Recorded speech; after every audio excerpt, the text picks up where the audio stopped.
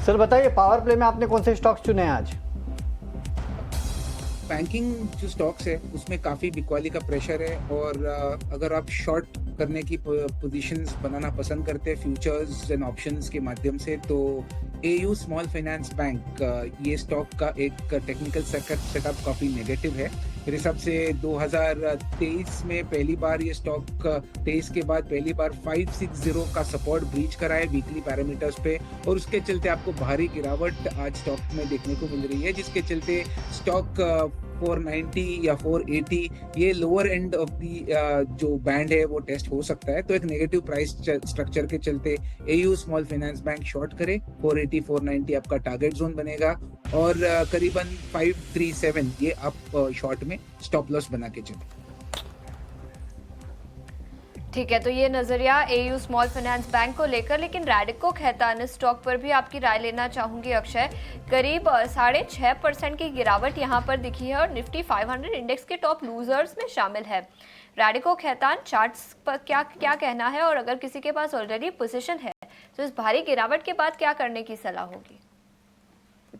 मेरे हिसाब से जो भारी गिरावट आज हमने देखा है ये पॉसिबली एक टेक्निकल ट्रिगर हो सकता है, क्योंकि डेली चार्ट्स पे अगर आप प्राइस पैटर्न स्टडी करें तो एक head and shoulder bearish pattern का डेवलपमेंट देखने को मिला है, जिसके चलते आज ये सेल ऑफ ट्रिगर हुआ है। जो ब्रेकडाउन पॉइंट था बेरिश ब्रेकडाउन का वो लेवल था करीबन 2000 का, और इसके चलते ये जो बेरिश डेवलपमेंट है इसके आपको टारगेट्स करीबन बन सकते हैं 1700 से 1680 तक ऑन दी लोअर एंड। तो काफी बड़े टारगेट्स है, छोटे मोटे टारगेट्स नहीं है। और ये जो बिकवाली का सिलसिला है, सेलिंग प्रेशर है, ये 2 से 3 महीने तक ओवरऑल ट्रेंड बेरिश रह सकता है।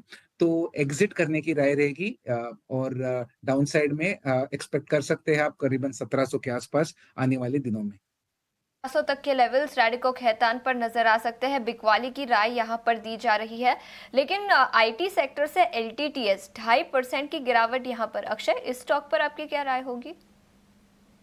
जी देखिए, पूरा ये जो मार्केट में रिसेंटली वीकनेस है, सेल ऑफ है, जो भी आप सेक्टर्स देखे, डिफेंसिव हो या आईटी हो या एफएमसीजी हो, सब में कहीं ना कहीं बिकवाली का प्रेशर स्ट्रांग है। और यहाँ पे एलटीटीएस की भी अगर आप प्राइस पैटर्न देखें, बिल्कुल ये टेक्नोलॉजी स्पेस से है, जो एक काफी एक स्ट्रांग सेक्टर हुआ करता था गए 1.5-2 महीने से। तो अभी फिलहाल ये जो बेरिश पैटर्न है उसके चलते जो सपोर्ट एरिया है वो करीबन दिख रहा है मुझे 4630 का। तो 4825 करंट मार्केट प्राइस है, और दिन 200 से 250 रुपए की डाउनसाइड की फर्दर एक्सपेक्टेशन है। तो एक नेगेटिव प्राइस सेटअप के चलते बाय तो ना करे, और 200 पॉइंट डाउन जाने की गुंजाइश है एलटीटीएस में। ओके, चलिए, तो ये राय आती हुई एल&टी टेक पे। चलिए, अभी शो को रैप अप करेंगे और यहाँ पे हमारे गेस्ट से भी विदा ले लेंगे।